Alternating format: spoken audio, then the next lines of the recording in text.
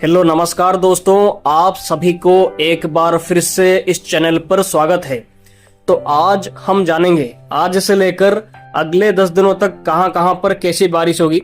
इसके साथ बे ऑफ बंगाल और अरेबियन सी में बनने वाले सिस्टम्स का लेटेस्ट ट्रैक और इंटेंसिटी के बारे में भी डिस्कस इस वीडियो के ऊपर करेंगे। इसके साथ मॉडल का फोरकास्ट के बारे में भी यहाँ पर बात करेंगे।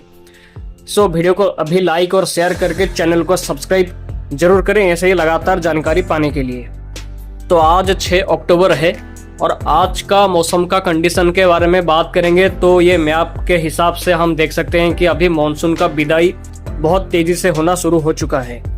अभी मॉनसून उत्तरी गुजरात के साथ पूरे राजस्थान, दिल्ली, पंजाब, हरियाणा, पश्चिमी उत्तर प्रदेश और मध्य प्रदेश के कई इलाकों से मॉनसून का वापसी हो चुका है और कंडीशंस फेवरेबल है। और भी कई इलाकों से मॉनसून का विदाई हो जाने के लिए अगले 5 दिनों के अंदर मॉनसून का वापसी लाइन को आप साफ साफ स्क्रीन पर देख भी सकते हैं। और इसके साथ एक साइक्लोनिक सर्कुलेशन अभी उत्तर पूर्वी भारत के आसपास में सक्रिय है और साउथ ईस्ट अरेबियन सी और south west bay of Bengal के ऊपर भी एक और सर्कुलेशन दिखाई दे रहा है और एक पश्चिमी विक्षोभ उत्तरी पाकिस्तान के आसपास में यहाँ पर एक्टिव है। और ये सब सिस्टम्स के चलते कई इलाकों में बारिश बढ़ सकता है आज से ही, खास करके उत्तर भारत के राज्यों के जो पहाड़ी इलाके हैं वहां पर और दक्षिण भारत और जो पूर्वी और उत्तर पूर्वी भारत के राज्यों में बारिश आज से बढ़ सकता है।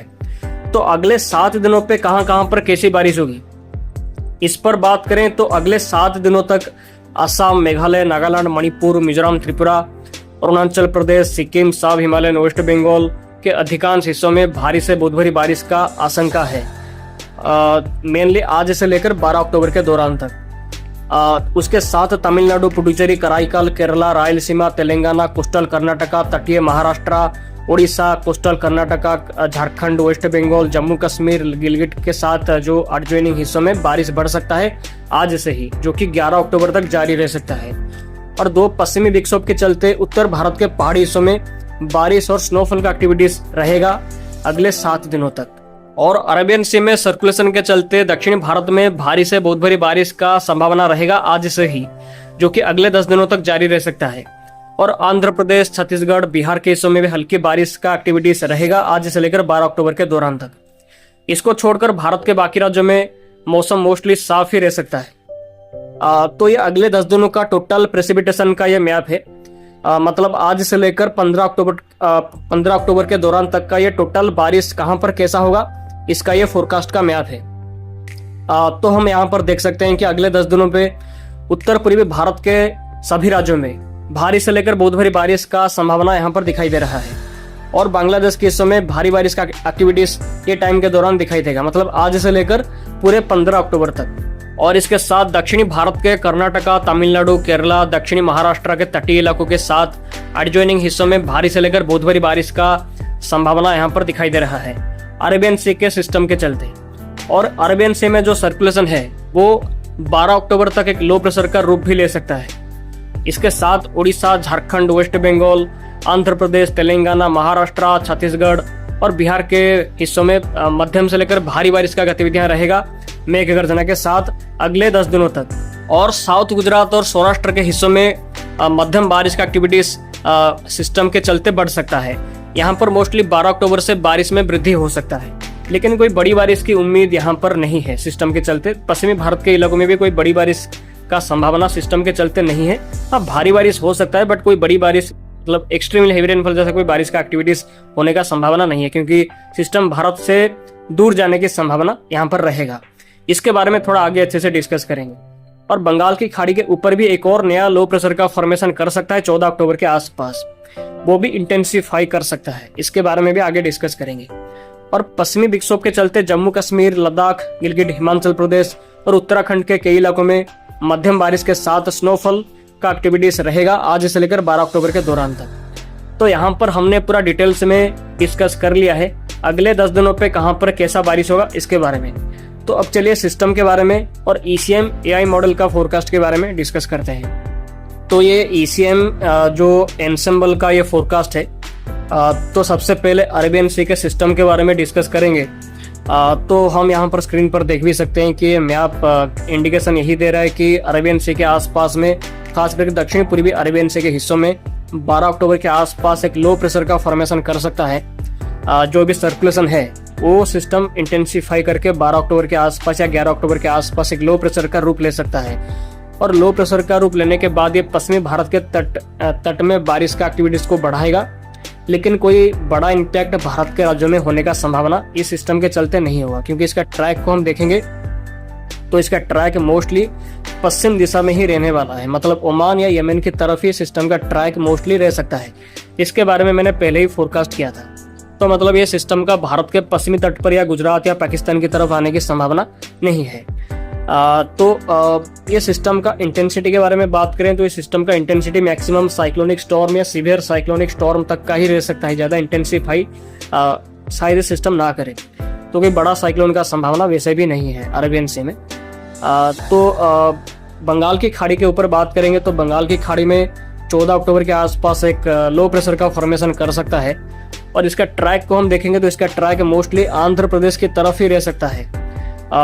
तो दो टाइप्स का ट्रैक आप स्क्रीन पर देख भी सकते हैं कि या तो ये पहले दक्षिणी आंध्र प्रदेश और उत्तरी तमिलनाडु के आसपास जाके लैंडफॉल कर सकता है, नहीं तो ये आंध्र प्रदेश के आसपास आने के बाद रिकवर भी कर सकता है। और ये दोनों ट्रैक के हिसाब से हम डिस्कस कर सकते हैं आने वाले टाइम पे कि सिस्टम के चलते बारिश कहाँ पर कैसा होगा।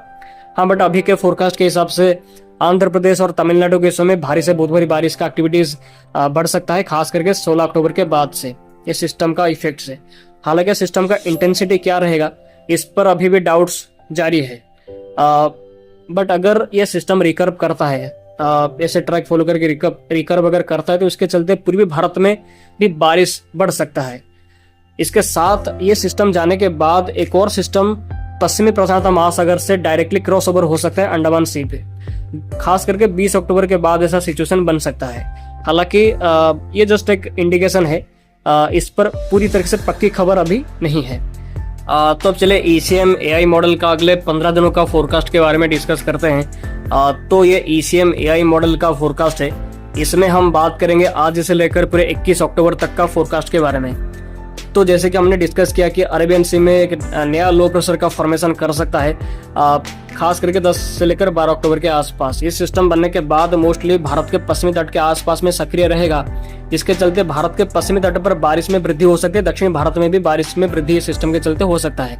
लेकिन उसके बाद ये सिस्टम इंटेंसिफाई करके बहुत तेजी से पश्चिम दिशा में ऐसे आगे जा सकता है और ओमान या यमन की तरफ ये सिस्टम का ट्रैक मुड़ेगा। इसका संभावना पूरी की पूरी यहाँ पर बहुत ही ज्यादा है। इसको लेकर मॉडल का संकेत भी आप स्क्रीन पर देख भी सकते हैं। इसलिए भारत के पश्चिमी तट पर इसका कोई डायरेक्ट लैंडफॉल का संभावना नहीं है, तो जो भी लोग ऐसा फोरकास्ट कर रहे हैं उनसे दूर रहें। इसके साथ बंगाल की खाड़ी में उसी टाइम के आसपास यानी कि 12 से लेकर 15 अक्टूबर के आसपास एक नया सिस्टम का फॉर्मेशन कर सकता है और यह भी इंटेंसिफाई कर सकता है और यह भी मे बी एक साइक्लोन का रूप ले सकता है। और इसका ट्रैक मोस्टली वही पश्चिम दिशा में इनिशियली पहले रहेगा टुवर्ड्स साउथ आंध्र प्रदेश और नॉर्थ तमिलनाडु कोस्ट के आसपास। उसके बाद वहां पर पहुंचने के बाद ये सिस्टम में भी रिकर्व कर सकता है। आप मॉडल के संकेत को साफ साफ यहाँ पर देख भी सकते हैं। अगर ये रिकर्व करता है तो पूर्वी भारत में जैसे कि उड़ीसा, वेस्ट बंगाल, बांग्लादेश, उत्तर पूर्वी भारत के साथ कुछ एडजॉइनिंग हिस्सों में बारिश में काफी वृद्धि हो सकती है, खास करके 17 अक्टूबर के बाद। हालांकि इसका ट्रैक के बारे में, इंटेंसिटी के बारे में अभी भी स्थिति क्लियर नहीं है, तो अभी भी काफी डाउट्स जारी है। तो ECM AI मॉडल का फोरकास्ट को आप साफ साफ स्क्रीन पर देख भी सकते हैं। तो आज के इस वीडियो पे हमने अगले 7 दिनों पे कहां पर कैसा बारिश होगा इसके बारे में डिस्कस किया। इसके साथ अगले 10 से अगले 15 दिनों का फोरकास्ट के बारे में भी डिस्कस किया और बंगाल की खाड़ी में और अरेबियन सी में बनने वाले सिस्टम का ट्रैक, इंटेंसिटी और अभी का लेटेस्ट फोरकास्ट के बारे में भी यहाँ पर डिटेल में डिस्कस किया गया है। तो ऐसे ही लगातार खबर हमेशा पाने के लिए मेरे चैनल को अभी सब्सक्राइब करें, वीडियो को लाइक भी करें, शेयर भी करें और मुझे ज़्यादा सपोर्ट भी करें। तो आने वाले टाइम पे सिस्टम के बारे में और भी जानकारी आपको मेरे चैनल के माध्यम से दिया जाएगा। तो आज के वीडियो में इतना ही। आप सभी का दिन शुभ हो। धन्यवाद।